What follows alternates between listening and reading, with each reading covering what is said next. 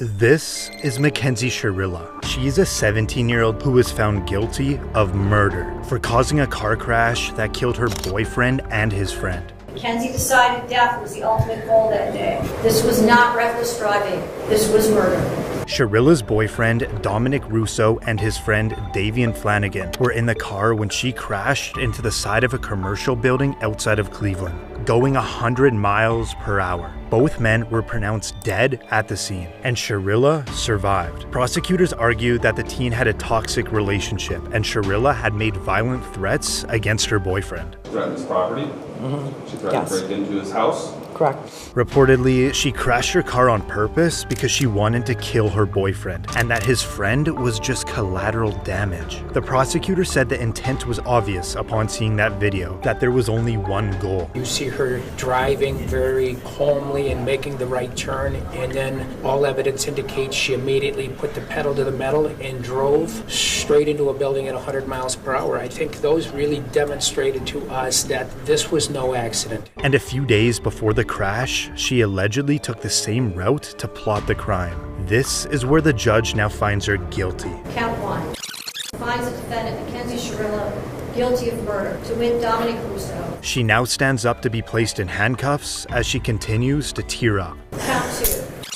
Finds the defendant, Mackenzie Shirilla, guilty of murder, to wit Davian Flanagan. Shirilla now has a moment to speak before her sentencing. The families of Dom and Davian, I'm so deeply sorry. I hope one day you can see I would never let this happen or do it on purpose. I wish I could remember what happened. I'm just so sorry. I'm heartbroken. There was no medical condition that caused this as an accident. There was no mechanical failure of the car. A failed suicide attempt is not a defense to murder. There's a very good likelihood, Mackenzie, that you will spend the rest of your life in prison. She's sentenced on count 1, 15 years to life. Count 2, 15 years to life, to be served concurrent to each other. The judge just sentenced her to 15 years to life in prison. This is Aiden Fucci, who pled guilty in court for the murder of his classmate when he was only 14 years old. Having fun in a cop car. Yep. Fucci was classmates with a 13-year-old girl from Patriot Oaks Academy in St. Johns County, Florida. Fucci stabbed her 114 times. Her dead body was later recovered from the woods. After Fucci was arrested, he can be seen in the back of the cop car taking Snapchats. Now this video shows Fucci and his parents in the interrogation room. The Snapchat that you did, those numbers, It's all over. You're all over the internet, everywhere. This is seriously. It's very serious. This is no joke. This is your whole life. Your whole life. And ours. And ours. A video from prosecutors showed Fucci and the girl allegedly walking together right before she was murdered. Then about 90 minutes later, the video shows Fucci allegedly running away from the area where the body was found. 114 stab wounds, 49 defensive wounds, 35 wounds to the head and neck, 29 to the back and shoulder, and 6 fatal wounds. After Fucci pled guilty to first-degree murder, the judge now hands down his sentence. Having entered a plea of guilty to the crime of first-degree murder, I sentence you to life in prison. Because of your age, you are eligible for review of the sentence in 25 years. After Fucci was sentenced, he stood still with a little movement.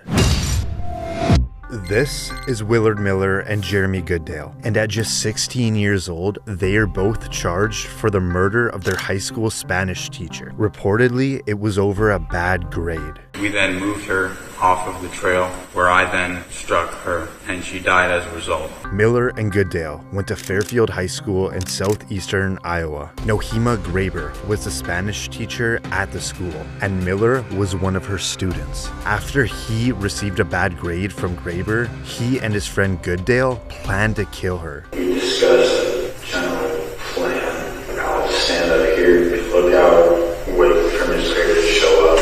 Graber went for her usual walk at Chautauqua City Park. The boys knew that as they stalked her and they waited to ambush her. Here she comes, and she walked by, hit her in the back of the head, and then I said, we should make sure she's dead. So we hit her a couple more times. They then dragged her into the woods and beat her to death with a baseball bat. What was the plan after that? There wasn't really a plan beyond that. Like, hide the body very quickly. everybody saves the body. At that time, we were going to hide the body. I guess in our arrogance, we kind of assumed that nobody would ever find her. Not long after, both boys were arrested. Court documents allege that the witness who knew Goodale showed law enforcement Snapchat messages that showed Goodale and Miller's involvement in the murder. One of the Snapchat messages saying, "Point of view, you're my Spanish teacher, and this is the last thing you see," followed by "Time to hide a body." Jeremy Goodale would later plead guilty and testify against his best friend Miller. I understood that he had the intent to kill Mrs. Graber. What is your plea to murder in the first degree, guilty or not guilty? Guilty. This is the moment that Goodale gets to speak before his sentence. I've had time to think on what to say, and I'm sorry. Truly sorry. Every day I wish I could go back and stop myself. I can't comprehend losing a loved one in such an awful way. And now the judge hands down his sentence. The defendants shall be sentenced to life with the possibility of parole after 25 years. Now for Miller. This is him apologizing before he receives his sentence. I'd like to take this opportunity to wholeheartedly accept responsibility for the role that I've played in the murder of Naheem Graber. To the family, I'm sincerely sorry for the distress that I've caused you and the devastation. And I ask that I'm given a chance, and I don't want to be institutionalized. I don't want to be in so long that I forget about what matters, where I come from, and I look forward to getting through this.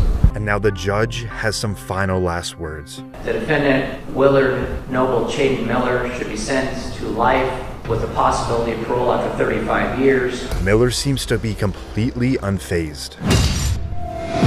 This is Rachel Shoaf and Sheila Eddy, who are both in court today for the murder of their friend when they were only 16 years old. Their scheme was to hide knives on their bodies and to attack Skylar at an agreed-upon moment. In Star City, West Virginia, Shoaf and Eddy were friends with 16-year-old Skylar Neese. Reportedly, Shoaf and Eddy decided they didn't like Neese anymore, so they planned to kill her. Sheila Eddy and Rachel Shoaf carried out that plan. Together they stabbed and killed Skylar. After Shoaf's confession, both teens were arrested. Shoaf agreed to plead guilty to second-degree murder in exchange for her cooperation in the case. I'm so sorry. I don't know if there's a proper way to make this apology because there are not even words to describe the guilt and remorse that I feel each day for what I've done. I hurt the Neese family and those who love Skylar. I hurt my parents and shamed my family. May God bring eternal peace to Skylar and the entire Neese family. After securing a plea deal, the judge now gives Shoaf her sentence. Rachel Shoaf, it is the sentence of the court that you be imprisoned in the West Virginia State Penitentiary for a period of 30 years.